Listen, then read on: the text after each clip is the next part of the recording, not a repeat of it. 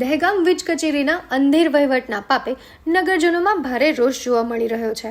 છેલ્લા કેટલાક સમયથી વારંવાર વીજળી ડૂલ થઈ જવાથી નગરજનો ભારે મુશ્કેલીનો સામનો કરી રહ્યા છે. ના તો કોઈ ફોન રિસીવ કરે છે. તેના લીધે લોકોમાં ભારે ગુસ્સો જોવા મળી રહ્યો છે. ત્યારે આવો જોઈએ કે સ્થાનિકો શું કહી રહ્યા છે. મારું નામ અમીન કમલ પુરુષોત્તમદાસ. હું સાઈ કૃપા સોસાયટીમાં રહું છું. છેલ્લા 4 કલાકથી લાઇટ બંધ છે.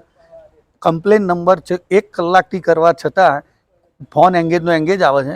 અહીં રૂબરૂ આવીને સાહેબને વાત કરતાં કોઈ યોગ્ય જવાબ મળતો નથી.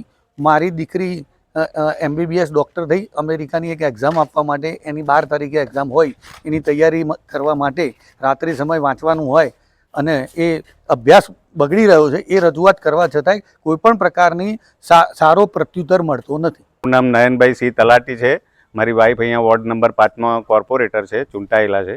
તેથી હમણાં 8 વાગ્યાની 7:30ની અમારે લાઇટો અમારી સોસાયટીમાં આ બાજુ અલગ અલગ વિસ્તારમાં ગામમાંથી ગયેલી હતી.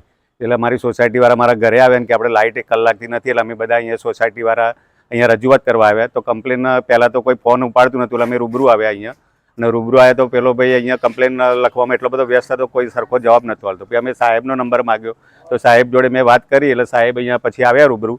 પણ સાહેબે કહે છે કે જે વાર લાગશે, જમ્પર લગાવવાનું છે 3 કલાક થશે. એટલે મેં કીધું ભાઈ જમ્પર લગાવવામાં થોડી 3 કલાક થાય એમ.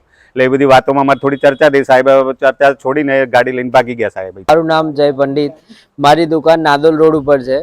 સવારથી સાંજ થઈ ગઈ, અત્યાર સુધી લાઇટ નથી આવી, અને કોમ્પ્લેક્સમાં ચાલુ કરીને ગયા પણ એક પણ ચાલુ થઈ નથી. અને કોલ એંગેજ જ આવે છે એમની કમ્પ્લેન નંબરનો. અહીં રૂબરૂ આવ્યા તો આખું GEB ખાલી છે. રામ ભરોસે ચાલી રહી છે આ GEB. સાહેબ હતા નહીં, સાહેબ ભાગી જાય છે, કોઈ હાજર રહેતું નથી.